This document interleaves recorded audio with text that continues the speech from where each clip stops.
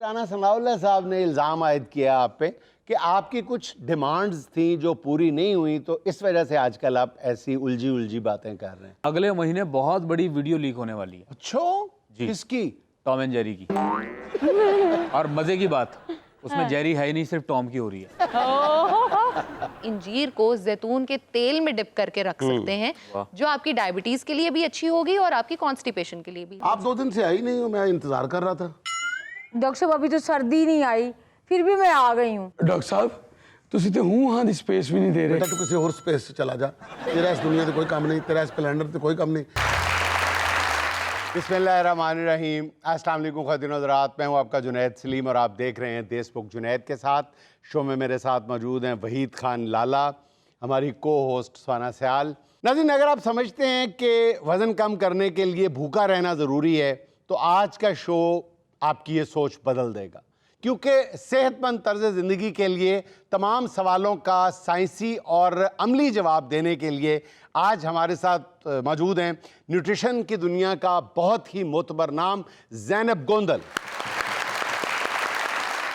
नाज़रीन, इससे पहले कि हम ज़ैनब गोंदल की मालूमात अफजा बातों से मुस्तफ़ीद हों, आपको पहले लिए चलते हैं अपनी सियासी पेशगोइयों के हवाले से एक मुख्तलिफ शोहरत रखने वाले सेनेटर फैसल वाफडा की तरफ।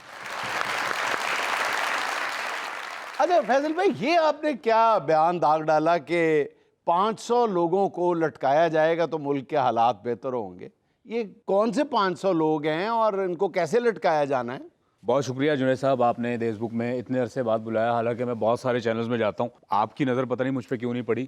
लेकिन जहाँ तक बात है, 500 बंदा आपको लटकाना पड़ेगा, ये बहुत ज़रूरी है। इसके अलावा आप कुछ नहीं कर सकते। लेकिन सर 500 बंदों के खिलाफ सबूत तो होने चाहिए ना? नहीं, सबूत मैं आपको देता हूँ ना। देखें, मेरे पास एक लिस्ट तैयार है। अच्छा। लिस्ट मेरे पास पड़ी हुई है, सबके नाम लिखे हुए हैं। आप जहाँ करप्शन नहीं है वहाँ स्टार्ट तो लें। हाँ। आप स्टार्ट ही नहीं ले रहे हैं। कहाँ करप्शन हो रही है, बताएं ना। सर, सबसे पहले मेरे मोहल्ले में गोश्त वाला है, हाँ। आप उससे स्टार्ट करें। अच्छा, उससे स्टार्ट करें, वो बहुत करप्ट है। मैंने उसका 4.5 लाख उधार देना है, लेकिन आप मेरे ताल्लुक को एक तरफ रख दें। हाँ। मेरा उससे कोई ताल्लुक ये नहीं। तो लेकिन आपकी आप ग्रेटनेस है ना कि आपका ताल्लुक है, लेकिन फिर भी आप कह रहे हैं अगर करप्ट है तो उसको फांसी चढ़ा दिया। मेरे साहब, मैं तो कह रहा हूँ, पहले दिन से मैं कह रहा हूँ, मेरा जिसके साथ भी ताल्लुक है उसको ना देखें। आप इंसाफ होता हुआ दिखे तो ना, इंसाफ होते हुए दिखता नहीं है। लेकिन उसको फांसी चढ़ाने से पहले आप उसका 4.5 लाख दे क्यों नहीं देते? देखें जुनैद भाई, उससे पैसे ना देना करप्शन के खिलाफ मेरा पहला कदम है। हाँ। मैंने कदम उठा लिया है। अब मेरे पीछे जो लोग हैं वो तो आए मेरे साथ तो दें। आपके भले का जो गोश्त फरोश है वो करप्शन करता क्या है? वो गोश्त फरोश किलो कह के 900 ग्राम गोश्त दे देता है, और उसमें भी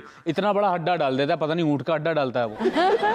एक दफा तो जुनैद साहब, उसने मुझे 1 किलो गोश्त के अंदर पाव छीछड़े डाल के दे दिए। मैंने कहा भाई ये क्या छीछड़े दे दिए तुमने? वो कहता है वाड़ा साहब शुक्र करें आपको फ्री में छीछड़े दे दिए मैंने, वरना ये तो बिल्ली इसके ख्वाब देखती है, और बिल्ली कोई आम जानवर नहीं होता, वो शेर की खाला होती है। तो जुनैद साहब, मैं तो बोलने के लिए निकल पड़ा हूँ। अगर आप लोगों ने मेरा साथ देना है तो फबेहा, अगर नहीं देना है तो 500 करप्ट लोगों की लिस्ट में आपका भी नाम डाल दूंगा। हंसने की बात नहीं है, ये करप्शन हो रही है। 78 सालों से आप कर क्या रहे हो भाई? आप कर क्या रहे हो? मतलब मैं आपको नहीं कह रहा, मतलब आप अपने आप ऊपर समझो, लेकिन जो करने वाले लोग हैं उन्होंने किया क्या? और जुनैद साहब, लटकाने वालों की लिस्ट में आपको नकलिया लाला वहीद, उसका भी नाम डाला जाए। उसने क्या किया बेचारे ने? इंतहाई शरीफ मकबूल इंसान है। नहीं, मैं लटकाने वाली की बात नहीं कर रहा। मैं उसका कद छोटा है, लोग कहते हैं, उसको लटका के उसका कद आप लंबा करें। अच्छा, लोग कहते हैं, है नहीं कद उसका छोटा? 6'3" है वो। 6 फुट 3 इंच कद है उसका। हाँ, 6 फुट 3 इंच है, और वो झुक के चलता है, डाउन टू अर्थ है। जितना वो सेलिब्रिटी है बड़ा, वो टेंट्रम नहीं दिखाता, और उसका टेंट्रम दिखाना बनता भी नहीं। क्यों? सिंपल सी बात, कोई जानता ही नहीं उसको। एक जगह जाए 4 बंदे नहीं खड़े होते हैं, कोई पहचान नहीं सकता। इवन उसके मोहल्ले वाला उस दिन वो निकला बाहर, पूछा है, कहता है यार तुसी कम की कर दो। तो ये उसका हाल है। जहां तक बात आई करप्शन की, भाई देखें, करप्शन के ऊपर से पर्दा उठाता रहूंगा। मैं तो निकल पड़ा हूं, अगर मेरे साथ कोई नहीं निकलता कोई मसला नहीं। 24 करोड़ आवाम मेरे खिलाफ बात करते हैं, मुझे रत्ती भर फर्क नहीं पड़ता, यकीन जाने। मैं ये आवाज बुलंद करता रहूंगा। और जुनैद भाई, आज आपके प्रोग्राम में आया हूं तो मैं आपको एक खबर दे दूं, क्योंकि मैं इसी हवाले से जाना जाता हूं, मैं खबरें देता हूं। लाला वहीद आज फैसल वाडा की मिमिक्री कर रहा। अब मजे की बात अंदर की, इंतहाई फीकी कर रहा। और आप देख लेना, लोग कमेंट्स में बुरा भला कह रहे होंगे। किसको? दोनों को, लाला को भी और वाडा को भी। और जुनैद भाई मेरा जवाब इन कमेंट करने वालों को है, ये अभी नीचे बुरा भला कहेंगे, मीन मेखे निकालेंगे, नुक्ताचीनी करेंगे, मिमिक्री सही नहीं हुई ये वो, तो भाई 2009 से 18-19 साल हो गए हैं, 18-19 साल से मिमिक्री कर रहा हूँ। अगर आपको आता है तो आप कर लो भाई मेरी जगह। आप इतने अगर फन्ने खानो, और मजाक तो हर दौर में हर बंदे का उड़ता है। और जुनैद साहब आपको सही बात बताऊं, देखिए तनकीद और जुगत से तो कोई भी नहीं बचा। आप तारीख उठा के देख लें, इतना बड़ा बंदा गुजरा सुकरात, जब वो जहर का प्याला पी रहा था उसको उसके शागिर्द ने एक तारीखी जुमला कहा था, क्या? ताजी तुसी जहर पीने लगे हो, कौड़ा होएगा, 2 चम्मच खंड दे पा लो। सुकरात तो सुकरात था, उसने उससे भी बड़ा जुमला कह दिया, क्या? कहा कि यार मैं खंड नहीं पाऊंगा, मैंने शुगर हो जाएगी, डॉक्टर ने मना किया। तो बात करने का मकसद ये है कि आप तनकीद से बच नहीं सकते, आप पे तनकीद होती रहेगी। और ठीक है भाई, मैं तनकीद लेता रहूंगा, जिसने मेरे बारे में कोई बात करनी है आई डोंट केयर। हाँ, आपके एटीट्यूड, बॉडी लैंग्वेज से भी यही लगता है कि आप तनकीद की जरा बराबर भी परवाह नहीं करते। जुनैद साहब, लोगों की जबानें कोई भी बंद नहीं कर सकता। अब देखें, मैंने अपना वजन कम किया, लोगों ने ये कहना शुरू कर दिया नशा करता है। हाँ, मैं नशा करता हूँ भाई, अवाम के हुकूक का नशा करता हूँ, करप्शन से नफरत का मैं नशा करता हूँ, वतन से मोहब्बत का नशा करता हूँ, और थोड़ा सा असली बगावत का नशा करता हूँ। लोग अगर कहते हैं मेरे बारे में आई डैम केयर। देखें, 78 सालों में हुकूमत डैम नहीं बना सकती, इवन हुकूमत ये भी नहीं कह सकी कि डैम इट। अच्छा, अब दूसरी बात, आपके शो में मैं आया हूँ, तो मैं जिस शो में जाता हूँ कोई ना कोई खबर दे के जाता हूँ। आपके शो में मैं आया हूँ, खबर ना दे के जाऊँ, ये बिल्कुल ऐसा ही होगा कि जैसे दुबई से मामू जान आए और वो आपके लिए कैलकुलेटर वाली घड़ी ना लेके आए। तो एक खबर आपको दे रहा हूँ, अगले महीने बहुत बड़ी वीडियो लीक होने वाली है। अच्छा, जी। किसकी? टॉम एंड जेरी की। और मजे की बात, उसमें जेरी है ही नहीं, सिर्फ टॉम की हो रही है। अच्छा सुहाना सयाल साहिबा, आपके लिए भी खबर लेके आया हूँ, बहुत बड़ी खबर है। अगले साल आप बहुत बड़ी फिल्म करने जा रही हैं। अच्छा, किस हीरो के साथ? निशा पॉमे, वेयर यू फ्रॉम? अगले साल तक तो वो वायरल रहेगा ही नहीं। तो डोंट यू वरी, अगले साल कोई और खच आ जाएगी। देखो, सोशल मीडिया तो खच्चों का एक मलगूबा है ना, यहाँ पे तो खच आती रहती है, हर 6 सेकंड बाद आती है। वाउडा साहब, क्या कर रहे हैं आप? कोई सीरियस खबर दे, बड़ी खबर दें आप। देखिए, मैं खबरों के हिसाब से तो आपको पता है कि मैं जाना चाहता हूँ, और कफील हैं आप? नहीं, अल्हम्दुलिल्लाह। देखें, मेरी हैसियत उस दूध वाले की है जो अपना सामान लेके लिस्ट बना के निकलता है कि यार चौधरी साहब को 3 किलो दूध देना है, रफीक साहब को 2 किलो दूध देना है, 1.5 किलो दूध सदीक साहब को देना है। तो इस तरह की लिस्ट बनाई होती है। तो मैं जब घर से निकलता हूँ मगरिब के बाद, यानी 7 बजे जब मैं निकलता हूँ, तो लिस्ट होती है कि यार मैंने आशमा सिराजी को ये खबर देनी है, मैंने नदीम मलिक को ये खबर देनी है, मैंने जावेद चौधरी को ये खबर देनी है। इस तरह की लिस्टें बनाई हुई होती हैं मैंने। खबरों के हवाले से अगर बात की तो सिम्पसन और मैं, हम दोनों खबरें और पेशगोइयों की वजह से मशहूर हैं। सिम्पसन के कार्टून मशहूर हैं, मेरे टॉक शो मशहूर हैं। तो मैं आपके शो में आया हूँ, खबर ना दे के जाऊँ ऐसा हो नहीं सकता। आपने जून में प्री मानसून की तबाही तो देख ली थी, अब जुलाई में उससे भी बड़ी तबाही हो रही है। अच्छा, क्या होने जा रही है तबाही, आप लिख के रख लें। क्या खबर ये है कि जुलाई में इतनी तेज बारिश होगी, इतनी तेज बारिश होगी कि आपके पार्लियामेंट की छत लीक होना शुरू हो जाएगी और कई वुज़रा घर चले जाएंगे। अच्छा, तो वो जो आपने कहा था कि कई वजीर घर चले जाएंगे, उससे मुराद ये थी कि बारिश से भीग के घर चले जाएंगे? नहीं तो जुनैद साहब, आपकी नजर में ये मामूली बात है? मतलब बारिश की वजह से अगर कई वुज़रा घर चले गए, ये मामूली है आपकी नजर में? मैं तो नहीं समझता, कम से कम मेरी नजर में ये मामूली बात नहीं है, बहुत बड़ी बात है। और आप एक बात याद रखना, मैं अपनी गर्दन कटवा दूंगा लेकिन अपनी बात पे कायम रहूंगा। अच्छा, 1 इंच इधर से उधर नहीं हटूंगा। अच्छा जी, राना सनाउल्लाह साहब कहते हैं कि सबसे पहले फैसल वाउडा की फाइल खुलेगी। आपकी कौन सी फाइल है हुकूमत के पास? रजिस्ट्रेशन फाइल है बीबी, CD 70 की। CD 70 की? CD 70 की किस चक्कर में? भाई देखें, जब मैं PTI में था, मैंने जुनैद भाई, मैंने अपनी CD 70 एक ली थी। उसके लिए मैंने 804 के लिए मैंने रिक्वेस्ट डाल दी थी रजिस्ट्रेशन फाइल के लिए। नंबर मांगा था 804। 804 जब आप PTI में थे? हाँ जी। तो उस वक्त 804 कैसे आपको पता चल गया? जुनैद भाई, ये तो चश्मे बीना थी ना फैसल वाडा की। मुझे देखें, उस वक्त मैंने ये 804, मुझे पता चल गया था कि आगे जाके क्या होने वाला, कि 804 बैरक होगा। ओए होए होए, और वही हुआ। देखें, फैसल वाडा है, कोई फैसल छुआरा थोड़ी है। अच्छा ये बताएं, अगर आपको 804 नंबर इशू हो गया तो आप वो CD 70 चलाएंगे? देखिए बीबी, बात ये है कि बाइक चलाना मेरा इश्क है। वो चाहे फिर CD70 हो या हैवी बाइक हो। और 804 की जहाँ तक बात है, 804 की मेरी लाइफ में बहुत ज़्यादा इंपॉर्टेंस है। कैसे? इसके साथ मेरा माजी जुड़ा हुआ। मैं जब 804 दिन का हुआ था तो मुझे याद पड़ता है पहली मुखबरी मैंने की थी। तो जबरदस्त। उसके साथ ये चीज जुड़ी हुई है और लोग इसको कहीं और लाके जोड़ते हैं, तो ऐसा नहीं है भाई। देखिए जो दिखता है सामने वो वैसे होता नहीं, पीछे जाके देखेंगे कुछ और होगा। तो जहाँ तक बाइक की बात रही, तो 70 हो या हैवी बाइक हो, मेरा जुनून है। मैं तो इस हद तक इश्क करता हूँ इससे, इस बाइकिंग के शोबे से, कि मैं पूरा मोटरसाइकिल खोल लेता हूँ। अच्छा। तो जब मैं इंजन बंद करता हूँ तो मोटरसाइकिल नहीं रहती, वो डोंकी पंप बन जाता है और वो 7 मिनट के अंदर पूरी टैंकी फिल कर देता है। तो ये छोटी मोटी बात नहीं है। तो मेरे शौक के हवाले से कोई ये बात ना करे कि यार आप बाइक चलाते हैं, बाइक का शौक है 804 फलाना, तो ये ताने मत दें। और ये मेरा अपना पैसा है, जद्दी पुश्ती मैंने मेहनत कर करके ये कमाया, किसी के बाप का नहीं खाया मैं। ये जमा नहीं किया, ना डाके डाले, ना करप्शन की। और जुनैद साहब आपके शो में आया हूँ तो एक और खबर आपको देता हूँ। बाइक का मुझे इतना शौक है, मैं रात को बाइकिया चलाता हूँ। अल्लाह के हुक्म से जुनैद साहब मैं ये बातें करता रहूँगा और जो जो मुझे खबरें मिलेंगी मैं अपनी आवाम तक पहुँचाऊँगा, और मेरा फ़र्ज़ ऐन है अपनी आवाम तक सच्चाई पहुँचाना। अच्छा वावड़ा साहब, ये फरमाएं कि राना सनाउल्लाह साहब ने इल्ज़ाम आयद किया आप पे कि आपकी कुछ डिमांड्स थी जो पूरी नहीं हुई, तो इस वजह से आजकल आप ऐसी उलझी बातें कर रहे हैं। राना साहब से मैंने डिमांड की थी लेकिन वो उन्होंने पूरी नहीं की। क्या डिमांड की थी? मैंने उनको कहा राणा साहब लायलपुर में जो आपका जहांगीर मुर्ग पुलाव है उसका मुर्ग जो है वो ला के दें मुझे। राणा साहब ने अपने किसी दोस्त से पूछा यार प्लेट कितने की है, उसने कहा 350। राणा साहब ने कहा हैं, फौरन मुझे फ़ोन मिलाया कि यार वाडा यहाँ पे जहांगीर मुर्ग पुलाव की बहुत सारी ब्रांचें, असली पता नहीं कौन सी हैं, तुम रहने दो, तुम्हारे लिए कुल्फी ना ले आऊँ। और साथ हकीम भी बन गए, कहने लगे चावल इतने मत खाया करो, पथरी बनती है। यार आपने पुलाव खिलाना है तो खिला दो, नहीं खिलाना तो इस तरह के बहाने ना करो। या तो मैं अपनी जेब से खा लूं, ऐसा नहीं कि मेरे पास पैसे नहीं है, पैसे हैं मेरे पास। तो खाते पीते घराने से भाई, अपनी जेब से हम कुछ भी खरीद सकते हैं, कुछ भी खा सकते हैं। राणा साहब ने बिला वजह ऐसे ही बतंगड़ बना दिया इस बात का कि इतनी बड़ी डिमांड्स कर दी। वही ये डिमांड्स थी मेरी। यहाँ मुझे लेनी एक छोटी सी कमर्शियल ब्रेक, हमारे साथ रहिएगा।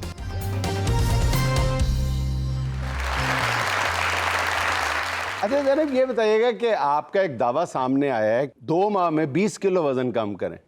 ये वैसा दावा तो नहीं है कि 3 माह में घर बैठे डॉक्टर बन गए? सुनने में वैसा ही लगता है, लेकिन ऑनेस्टली आप इसको बिल्कुल पूरा कर सकते हैं, लेकिन आपकी बॉडी पे डिपेंड करता है कि क्या आपकी बॉडी उस क्राइटेरिया पे पूरी उतरती है या नहीं उतरती। अगर तो आपका वाटर वेट ज़्यादा है, आपकी बॉडी वाटर ज़्यादा होल्ड करती है, तो हो सकता है कि आप 2 हफ्तों में ही 5 किलो वज़न कम कर लें। लेकिन हम फैट की बात यहाँ पे नहीं कर रहे, हम मसल की बात नहीं कर रहे, हम वाटर की बात कर रहे हैं। लोगों के लिए वेट जो है ना सिर्फ वो होता है जो वेट मशीन दिखा रही होती है, हालांकि वेट वो नहीं होता। 99% आपका वो होता है जो आपके दिमाग में होता है, मशीन जो मर्जी कहती है। अच्छा मैं आपको ये बात भी बताऊं, अगर आपके ब्रेन में ये आप इंस्टॉल कर देना चीज कि ज़ैनब तुम्हारा वेट कम हो रहा है, तो वजन आप ऑटोमेटिकली देखेंगे कि आपकी सारी सहेलियां कह रही हो ज़ैनब भाई मोटी, लेकिन आपने उसी पे कहना है जो आपने सोच लिया। एग्जैक्टली। अच्छा देखें, इसमें साइंटिफिकली ये प्रूवन भी है, रिसर्च में भी है कि आप कुछ लोगों को लिया गया जिनकी आंखों पे पट्टी बांध दी गई और उनको एक डाइटरी प्रैक्टिसेस कराई गई और उन्हें बताया गया कि इससे आपका वजन कम होगा, हम आपको ये दवाई खिला रहे हैं। अंदर से 50% का वो दवाई कुछ थी ही नहीं, सिर्फ प्लेसिबो इफेक्ट था, और 50% को वाकई ही दवाई दी गई। तो जिन लोगों को प्लेसिबो इफेक्ट दिया गया उनका वजन कम हो गया, और जिनको वेट लॉस की मेडिसिन दी गई लेकिन उन्हें नहीं बताया था कि आपका वजन कम होगा, उनका वजन नहीं कम हुआ। This is all your brain game. अगर आप खुद को बता देते हैं और उसके लिए एफर्ट करते हैं, आई एम नॉट सेइंग कि सिर्फ बता देना है, उसके लिए एफर्ट करनी है, उसके लिए मेहनत करनी है, तो ही आप करेंगे। अदरवाइज आप खुद को बता दें हाँ मेरा घर बहुत सिक्योर है, लेकिन आप उसको लॉक्स ना लगाएं, उसकी सिक्योरिटी के लिए कैमरास ना लगाएं, तो वो कभी भी काम नहीं करेगा। नहीं तो वो फार्मूला बताएं ना फिर, क्योंकि आम तौर पे जो डाइट एक्सपर्ट्स हैं ना उनसे पूछा जाए ना कि आप ज़रूर आपने जो बता रहे हैं चैलेंज कर रहे हैं हो तो जाएगा, लेकिन बताएं करना क्या है, तो कहते कुछ आप सारा कुछ छुड़वा देंगी मेरा। कहते नहीं कुछ भी नहीं छोड़ना, बस थोड़ा सा गोश्त ना खाएं, रोटी ना खाएं, और चावल भी ना खाएं, चीनी भी ना खाएं, पानी पिएं। अच्छा नहीं, ऐसा कुछ नहीं करना आपने। आपने करना ये है, सबसे पहले आपको ये पता होना चाहिए कि आपका वेट बढ़ा क्यों है। हम जब भी पेशेंट आता है, हम डायरेक्टली उसको ये नहीं कहते कि आपका इतना वजन कम हो जाएगा। हम उसकी जब हिस्ट्री लेते हैं तो उसमें हमें पता चलता है कि कहीं अंडर स्ट्रेस कंडीशंस तो नहीं रहा बहुत लंबे टाइम के लिए। अगर वो अंडर स्ट्रेस रहा है तो हो सकता है उसकी बॉडी में कॉर्टिसोल जो उसका हार्मोन है वो बहुत हाई रहा हुआ हो, जिसकी वजह से वो स्ट्रेस ईटिंग करे। कॉर्टिसोल बेचारा वजन नहीं बढ़ाता, ये समझने की जरूरत है। स्ट्रेस ईटिंग जो आप करते हैं वो वजन बढ़ाती है। नंबर 2, आपकी बॉडी में कहीं इन्फ्लेमेशन तो नहीं हुई हुई। नंबर 3, आपकी बॉडी कहीं वाटर होल्ड तो नहीं कर रही। नंबर 4, कहीं ऐसा तो नहीं है कि आप खाना खाते ही हर वक्त लेट जाते हैं और आपको जो है बॉडी में इंसुलिन रेजिस्टेंस होनी शुरू हो गई है, जिसकी वजह से आपका वेट जो है वो स्टक हुआ है। अब ये हर body to body, person to person और उसकी प्रैक्टिसेस पे वेरी करता है। आपने अगर 2 माह में 20 किलो कम वजन करने की बात की है तो बिल्कुल प्रैक्टिकली अगर हम बात करें तो नहीं हो सकता, क्योंकि आइडियली हम बात करें तो 1 माह में 4 से 5 किलो वजन कम होता है, तो 2 माह में 10 किलो। लेकिन अगर आप उन लोगों में से हैं जो प्रॉपर वाकई ही डाइट को फॉलो भी करते हैं, एक्सरसाइज भी करते हैं और अपने हार्मोन्स पे आपकी प्रॉपर ग्रिप है, तो आप कर सकते हैं। अब आपने खाना क्या, आपने कहा कि जी गोश्त, चावल, रोटी सब छोड़ दें। मेरे पास आया हुआ कोई भी पेशेंट या कोई भी मेरी वीडियो आपको ये कभी नहीं कहेगी कि ये चीजें छोड़ दें। आपने गोश्त लाजमन खाना है। अभी आप कहेंगे लाजमन खाना है, चावल भी लाजमन खाएं, खुल के खाएं, 1.5-2 चम्मच खाएं। नहीं नहीं, यहाँ पे आके ब्रेक लग जाती है। नहीं 1.5-2 चम्मच नहीं है। अच्छा, प्रोटीन की जब हम बात कर रहे हैं ना, देखें अब लोगों का मिसकंसेप्शन प्रोटीन पे जो शुरू होता है वो ये होता है कि जब हम कहते हैं आप गोश्त खा सकते हैं तो उन्हें लगता है कि शायद हम जो फ्राइड फूड्स हैं गोश्त वाले, जो बर्गर्स और वो मिल रहे हैं, हम वो खा सकते हैं। नहीं, आप वो नहीं ले सकते। प्रोटीन का मतलब है कि आप प्योर प्रोटीन ही खाओ, जिसमें अगर आपको बीफ से मसला होता है तो आप बीफ छोड़ दें। मटन, आपका यूरिक एसिड कोलेस्ट्रॉल हाई है तो आप मटन छोड़ दें। आप चिकन की तरफ आओ, फिश की तरफ आओ, जिनको हम लीन मीट्स कहते हैं, आप उनको लो और उसको मैनेज करने का तरीका, बॉईल करके चिकन फिश खाना कोई टेस्ट नहीं है, कोई आप नहीं खाओगे, 2 दिन खाओगे, 3 दिन बाद आप छोड़ दोगे। आपने उसको करना क्या है, ग्रिल करके खाएं, बेक करके खाएं, उसकी कैलोरीज को और उसके न्यूट्रिएंट्स को प्रिजर्व करके खाएं। पूरे दिन में अगर आप एक बंदा है जो फिजिकली एक्टिव रहता है, एक्टिविटी रखता है अपनी, तो एक मर्द तकरीबन अपने वेट के अकॉर्डिंग जो है वो 2.2 से, आपका जितना मसलन आपका 80 किलो वजन है, आप उसको 2.2 से मल्टीप्लाई कर लें, जितना आंसर आए आप उतने ग्राम्स ऑफ प्रोटीन डेली खा सकते हैं। और विमेन में अगर आप फिजिकली एक्टिव रहती हैं तो आप तकरीबन 2.2 ही हम कहते हैं, लेकिन औरतों में मैं 2.0 से करवाती हूँ मोस्टली, क्योंकि मुझे पता है कि औरतें उसमें डंडी मार जाती हैं, तो हम उनको ऑलरेडी एक नंबर जो देते हैं वो वही देते हैं और डिवाइड करके देते हैं कि आप उसको उसमें लेके चलो। अच्छा ज़ैनब, वेट के अलावा आपने देखा होगा कुछ लोग इतना ज़्यादा उनका वेट नहीं होता, जब वो मशीन पे चढ़ते हैं तो वेट उनका कम होता है, लेकिन वो देखने में बड़े फूले हुए नजर आते हैं। बहुत सारे डॉक्टर्स कहते हैं कि बॉडी के अंदर इन्फ्लेमेशन हो जाती है, तो इसके बारे में कुछ बताएं कि वेट आपका इतना नहीं है लेकिन आप बड़े सूजे हुए नजर आते हैं। वो शौहर या सास ने घर में कोई काम कह दिया होता है तो बीवियों का मुंह सूजा होता है, वैसे ही। अगर हम इन्फ्लेमेशन पे बात करें तो हाँ, बॉडी में इन्फ्लेमेशन जो है वो वाकई ही होती है और हमें उसको ट्रीट करने की ज़रूरत है। जैसे उसके लिए सिंपल एक हम चीज़ जो है वो रेमेडी अपनी डाइट में ऐड ऑन अगर कर लें, आपको जिस टाइम मिले एटलीस्ट करें ज़रूर, और करना ज़रूरी है। आपकी बॉडी वही एक्ट करेगी जो आप खाओगे। अब आपने जो अपनी इसके लिए ड्रिंक बनानी है, उसके लिए आपने करना ये है कि अगर तो आपको हल्दी मिल जाए जो अदरक की तरह मिलती है, जिसको हम आंबा हल्दी भी बोलते हैं, आप वो ले लीजिए। उसके साथ जो है आपने थोड़ा सा अदरक ले लिया, उसके साथ आप थोड़ी सी जो है वो काली मिर्च लेंगे। काली मिर्च जो है वो हल्दी की एब्जॉर्प्शन, जो कर्क्यूमिन होती है, उसकी एब्जॉर्प्शन को कराने में बड़ी एफर्ट पुट करती है। इसके साथ ग्रीन इलायची और थोड़े से लौंग आपने डालने हैं। आप इनको अच्छी तरह ब्लेंडर में ब्लेंड कर लें। चाहे तो लेमन जूस ऐड किया जा सकता है और इसको आइस क्यूब्स में, जो छोटी आइस क्यूब्स होती हैं, कुछ तो बहुत बड़ी होती है, ये पानी में बॉईल करके हमने आइस क्यूब? नहीं, किसी को कुछ बॉईल नहीं करना। आपने सिंपल सब कुछ, जो ब्लेंडर जिसमें हम मिल्क शेक्स बनाते हैं, उस ब्लेंडर में डालना है। अच्छे से आप ब्लेंड करो। चाहो तो आप स्टेन कर सकते हो, अदरवाइज आप ऐसे करोगे, रखो तो बिल्कुल ठीक है। आप आइस क्यूब्स में ट्रे को इसको जमा लीजिए, आपकी जम जाए। डेली बेसिस पे 1 क्यूब निकालें, पानी में डालें, पानी को गर्म करें और इसको आप इस्तेमाल करें। With in almost a month और सो आप देखोगे कि आपकी इन्फ्लेमेशन जो है वो बहुत हद तक कम हो जाएगी। अच्छा डॉक्टर साहब, देखने में आया बड़ी डिबेट है एक जूसेस और स्मूदीज में ना, तो क्या फर्क है दोनों में? अच्छा, जूस जो है वो डायरेक्टली आप ब्लेंडर में या जूसर में बनाते हैं, वो जूस हो जाता है। स्मूदीज वो होती हैं जिनको आप दही के साथ बनाते हैं। अब स्मूदी सिंपल दही के साथ नहीं बनती, उसमें लोग बड़े इंग्रेडिएंट्स और ऐड करते हैं। जैसे फॉर एग्जांपल मैंगो है, अगर हम उसको दूध के साथ ले रहे हैं, उसके अंदर चीनी भी बहुत ज़्यादा ऐड कर रहे हैं, और हम देख रहे हैं आजकल हर जगह मैंगो का इस्तेमाल बहुत ज़्यादा हो रहा है, एक्सेस में हो रहा है। ये गोश्त में वजन भी डाल रहे हैं। हाँ, क्योंकि ईद का बचा हुआ गोश्त है ना, उसमें मैंगो भी है, वाफर। अच्छा, अभी तक घरों में है, ये एक हैरत की बात है। कौन सा गोश्त पका है? क्या बात है। अच्छा देखिए, जब आप इसमें करते हो तो उसमें आपका कैलोरी काउंट कुछ और हो जाता है, लेकिन जैसे ही आप उसको दही पे स्विच करते हो तो दही में प्रोबायोटिक्स आ जाते हैं जो आपके स्टमक हेल्थ के लिए, बच्चों के लिए बहुत अच्छे हैं। आपने जूस पीना है ना, वैसे तो बेहतर है आप फ्रूट खाओ, ताकि उसके अंदर फाइबर कंटेंट जो है वो भी आपको मिले। फाइबर कंटेंट जब आपको मिलता है तो उसमें ये होता है कि आपका जो कॉन्स्टिपेशन का प्रॉब्लम है वो भी बहुत हद तक ट्रीट हो जाता है। हाँ, ये सबसे बड़ी प्रॉब्लम है लोगों में, और लोग डिस्कस भी नहीं करते, खास करके खवातीन नहीं डिस्कस करते हैं। अच्छा डॉक्टर साहबा, आप कहती हैं कि काउंसलिंग करना भी पेशेंट की वो बहुत ज़रूरी है, साइकोलॉजिकली आप उसमें उसका इस्तेमाल करती हैं। तो अभी देख के बताएं मेरे जहन में क्या चल रहा है। आपके जहन में गालबन ये चल रहा है कि बगैर लटके लटकाए 1.5 इंच कद कैसे बढ़ सकता है? अच्छा, कद बढ़ने की एक उम्र होती है जो आपकी गुजर चुकी है। अच्छा, वो छेड़ रहे हैं बिला वजह, मैंने वो नहीं पूछा, मैंने सिर्फ पूछा जहन में क्या चल रहा है। देखिए, मैं मैजिशियन तो हूँ नहीं कि मैं बताऊं कि दिमाग में क्या चल रहा है। मैं एक डॉक्टर हूँ, जब तक आप मुझे अपना मसला नहीं बताएंगे मैं उसको हल नहीं चले मेरे मसले को छोड़ें।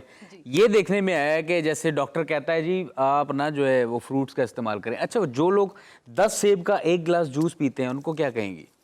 पहले तो मैं उन्हें कहूंगी कि उन्हें वाकई ही काउंसलिंग की ज़रूरत है और उन्हें ये पता होना चाहिए कि जूस में आपने कितना फ्रूट इस्तेमाल करना है। अच्छा जनाब, हमारी वो कॉन्स्टिपेशन वाली बात बीच में रह गई, ज़रा इन शॉर्ट बता दें वो। अच्छा, उसमें यह है कि आपने अगर अपनी डाइट को प्रॉपर तरीके से ठीक कर लिया है, फिर भी ऑफ कोर्स आपने बॉडी ने आदत अडॉप्ट की हुई है कि वो कॉन्स्टिपेशन को ऑटोमेटिकली ठीक नहीं करी, तो उसके लिए सिंपल 2 से 3 सॉल्यूशंस जो है ना, वो जो मैंने ट्राई एंड टेस्ट किए हैं वो मैं आपको बताती हूँ, आप उसको ट्राई कर सकते हैं। नंबर 1, आप इंजीर का डेली बेसिस पे इस्तेमाल करें। 2 से 3 इंजीर अगर आप रात को पानी में सोक करके रख दें, सुबह आप उसको खा लें, वो आपके लिए बहुत बेनिफिशियल है। लोग अक्सर मुझे कहते हैं कि हमें रात को डिप करनी याद नहीं रहती, तो हम क्या करें? आप उसको इंजीर को जैतून के तेल में डिप करके रख सकते हैं, जो आपकी डायबिटीज के लिए भी अच्छी होगी और आपकी कॉन्स्टिपेशन के लिए भी। लेकिन आपको एक चीज समझनी है यहाँ पे कि आपने इंजीर वो खरीदनी है जो शक्कर, चीनी, गुड़ में डिप हुई हुई ना हो, वो एटलीस्ट प्योर हो आपके पास।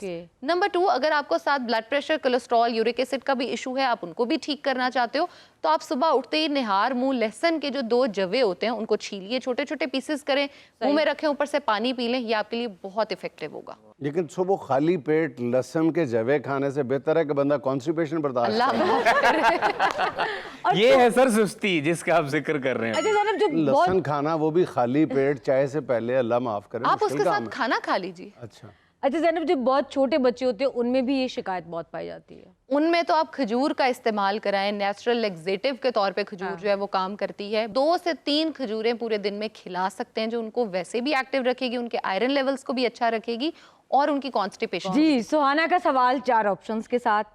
सवाल ये है, आपके ख्याल में किस खाने से परहेज करना चाहिए?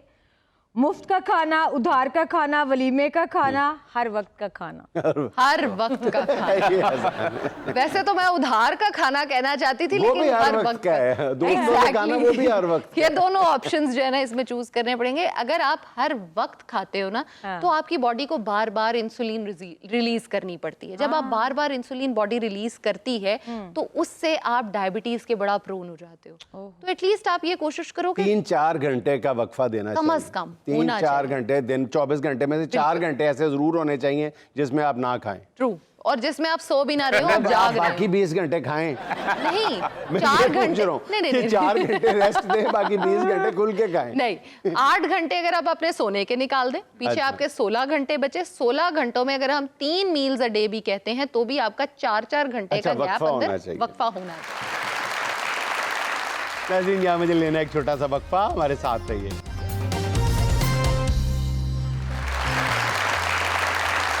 अच्छा जी, बाज़ मौज़ूआत ऐसे होते हैं जिन पे हम एक आध सेगमेंट में बात करके आगे गुजर जाते हैं और उस एक सेगमेंट में उस मसले का अहाता करना बहुत मुश्किल होता है। अगर आप कभी गौर करें, मोटर बाइक जो है वो हमारी जिंदगियों का एक लाजमी हिस्सा बन गया हुआ है, बल्कि कहा जाए कि मोबाइल से भी कहीं ज्यादा। तो ये बेजा नहीं होगी बात। बिल्कुल सही। एक अंदाजा ये है कि वतन अजीज में जो इस वक्त रजिस्टर्ड मोटरसाइकिलों की तादाद है ना, रजिस्टर्ड मोटरसाइकिलों की तादाद वो 2.5 करोड़ से ज्यादा है, और जो अनरजिस्टर्ड देखे जाएं तो मेरा ख्याल है इससे दुगने होंगे। यानी अगर रजिस्टर्ड गाड़ियों की, व्हीकल्स की तादाद देखी जाए तो उसमें से 70 से 80% जो हिस्सा है वो मोटर बाइक्स का है।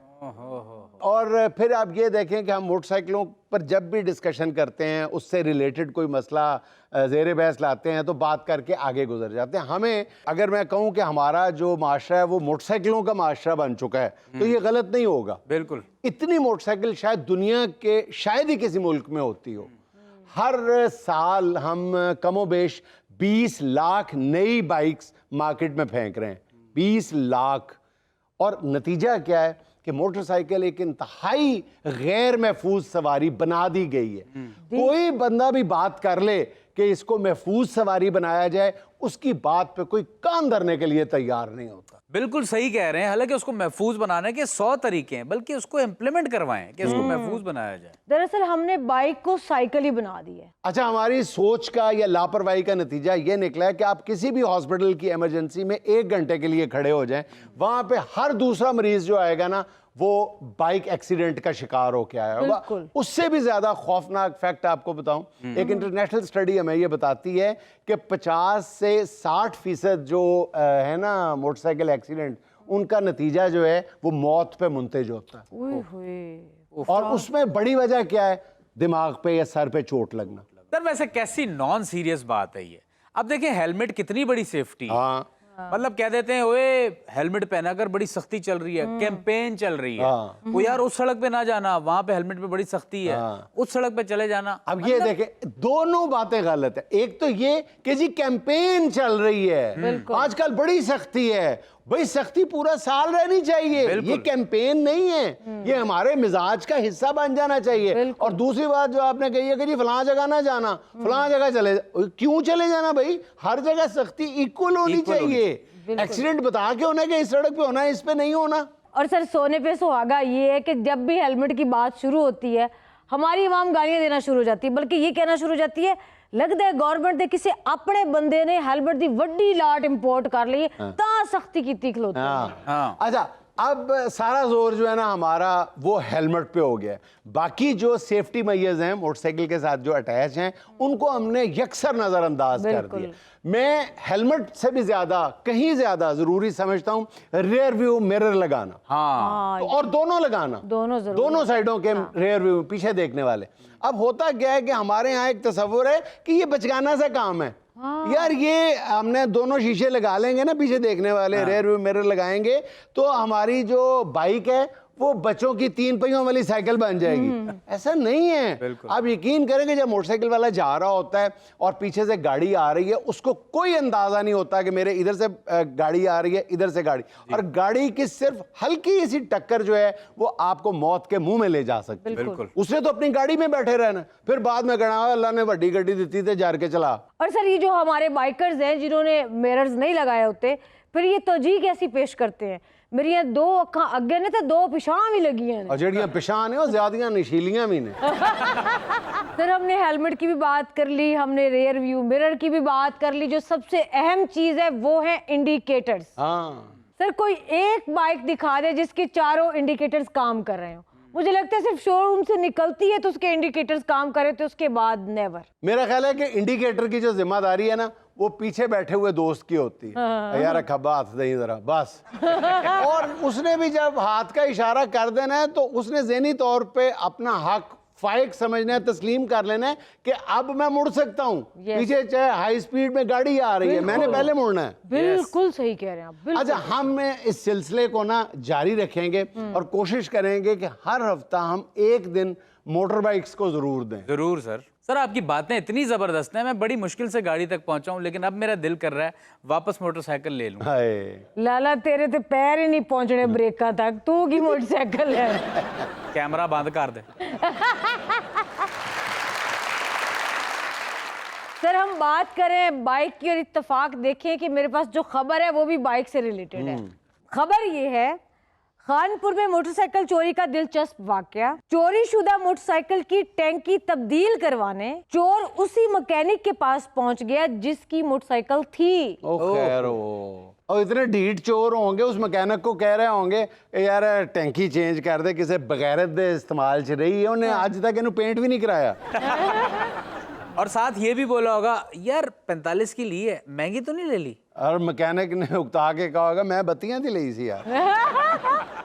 सर मैं तो ये सोच रही हूँ कि उस मैकेनिक की कितनी हलाल की कमाई थी कि उसकी बाइक वापस उसके पास पहुंच गई। ये भी तो हो सकता है कि चोर ना तजर्बाकार हो।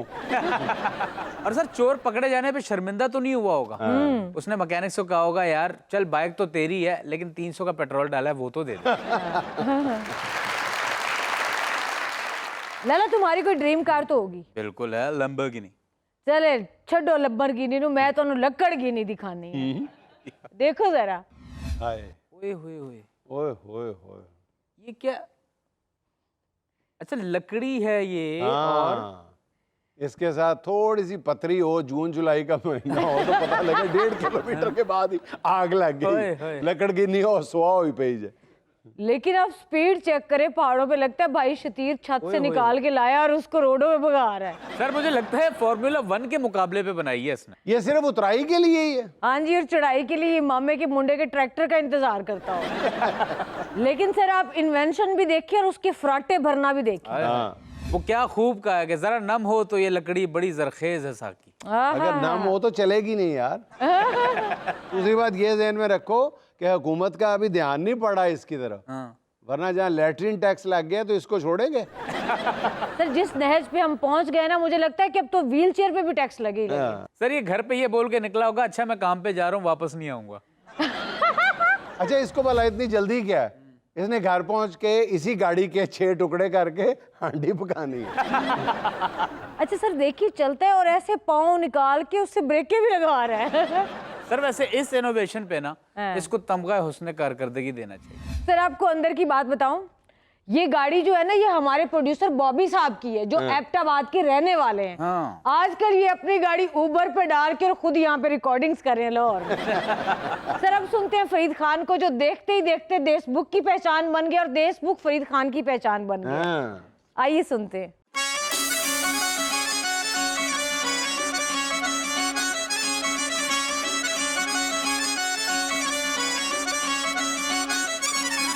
खड़ के ता गल सुन चन्ना कादी काली आवे पिंड विच गल उडी फिरे माड़ी माड़िया टुटण वाला है दिल दिल मेरा आखदा अपना बेगाना कोई होण वाला जापदा ओ सच्ची गल कह के जान काट ली ओ सच्ची गल कह के जान काट ली एवी लाई ना तू मैनू कोई लारा सोने आवे तेरे ब्याह दी तारीख नेड़े दसदा तेरे ब्याह दी तारीख नेड़े दसदा नवा बैठे किते पैंदा कुछ बारा सोने आवे तेरे ब्याह नेड़े दसदा नवा बैठे किते पैंदा कुछ बारा सोनिया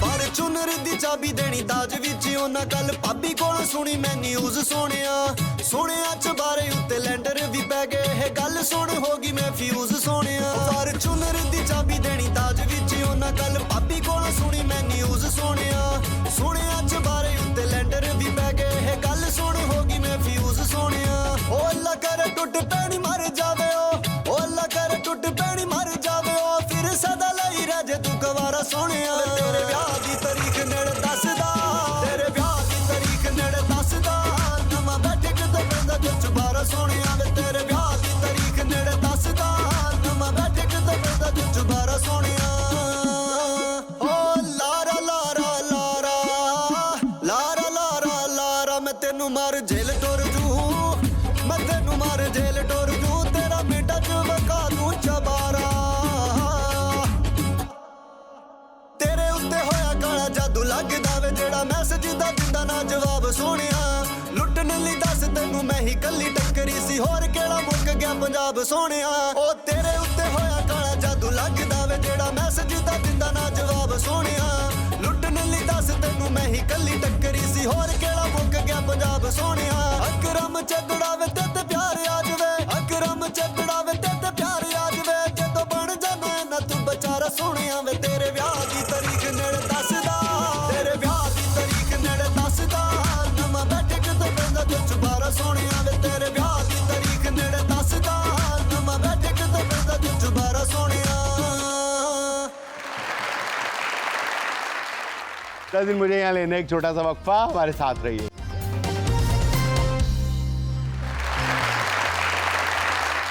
कजिन, सेहत हर मुल्क में ही इंतहाई हसास शोबा समझा जाता है, लेकिन हमारे अस्पतालों में इस शोबे का किस तरह पोस्टमार्टम किया जाता है, आइए दिखाते हैं आपको आज के अपने स्किट में। आप 2 दिन से आई नहीं हो, मैं इंतजार कर रहा था। डॉक्टर साहब अभी तो सर्दी नहीं आई, फिर भी मैं आ गई हूँ। आपको पता तो सर्दी की स्टार्ट पे मुझे एलर्जी हो तो जाती तेरी भाभी सांझे का क्या हाल है? ठीक है वो भी। ਉਹਦੀ ਐਲਰਜੀ ਠੀਕ ਹੋਈ ਜਿਹੜਾ ਕੰਨ ਕੋਲ ਇਨਫੈਕਸ਼ਨ ਹੋਇਆ ਠੀਕ ਹੋਇਆ ਉਹਦਾ? हाँ हाँ बेहतर है, कुछ दफा करे। उसके साथ तो मेरी लड़ाई हुई, उसकी कोई बात ना नहीं पूछे। तो उसके भाई के साथ वो जो चल रही थी लेन देन का मामला वो हल हो गया? अभी कहाँ हुआ है उसका मामला हल। हमारी अम्मा ने लीलन के कपड़े लेने थे लिए, हाँ अम्मा ने ले ली है। अम्मा ने ले लिए, माशाल्लाह माशाल्लाह। और भाई ने गाड़ी चेंज कर ली कि अभी करनी है? कर ली उसने गाड़ी भी चेंज। कारपेट भी चेंज कराना था आप लोगों ने? हाँ जी करवा लिया है। कारपेट चेंज करा लो, वो देखो ना वही रंग है, बड़े अरसे से चल रहा है, आपके घर के साथ वो मैच भी नहीं कर रहा है।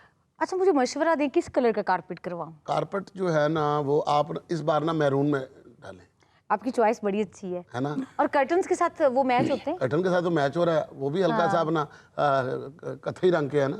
अस्सलाम वालेकुम बेटा सफर कर रहा कल होने दी डॉक्टर साहब ਤੁਸੀਂ ਤੇ ਹੂੰ ਹਾਂ ਦੀ ਸਪੇਸ ਵੀ ਨਹੀਂ ਦੇ ਰਹੇ। बेटा तू किसी और स्पेस से चला जा, तेरा इस दुनिया से कोई काम नहीं, तेरा स्प्लेंडर से कोई काम नहीं, किसी और गोला पे चले जाओ। डॉक्टर साहब ਕੀ मेरी ਹੋਇਆ थे सट लगी? नहीं डॉक्टर साहब चेस्ट च पेन हो रही है सर। पेन हो रही है? बेटा लक च मुक्के मार अपने आपे ही। अच्छा मैं दस ना अपना तेरा छोटा भरा जरा सी माशाल्लाह इस वारी पास हो गया? हाँ लेकिन फिर भी एक सप्ली आई होती। कोई नहीं खैर एक अद्धी सप्ली ना की ਹੁੰਦਾ ਬੱਚਿਆਂ ਦੀ ਜ਼ਿਆਦਾ ਸਖਤੀਆਂ ਨਹੀਂ ਕਰੀਦੀਆਂ ਅਸੀਂ ਜਿਹੜਾ ਬੱਚਿਆਂ ਤੇ ਸਖਤੀਆਂ ਕਰਨੇ ਨਾ ਕਿ ਪਾਸ ਹੋ ਬੱਚੇ ਦੇ ਸਿਰ ਤੇ ਉੱਤੇ ਨਾ ਟੈਨਸ਼ਨ ਬਣ ਜਾਂਦੀ ਬੱਚਾ डिप्रेशन ਚ आ ਜਾਂਦਾ। मेरी कजन की शादी है। अच्छा। मुझे मशवरा दे मैं पहले दिन क्या पहनूं, दूसरे दिन क्या पहनूं और किस कलर का पहनूं। चारों दिन अलग अलग कपड़े होने चाहिए वरना बरादरी में बड़ी बेइज्जती होती है। हाँ तभी तो आपसे मशवरा कर। मेहंदी वाले दिन आपने येलो और वाइट का कॉम्बिनेशन बनाना है, ठीक है? उसके साथ दुपट्टा अगर रेड कलर का हो जाए ना 3 रंग आएंगे ऐसे दूर से पता चलेगा कोई आ रही है कोई डॉक्टर साहब बला लगोगी बला।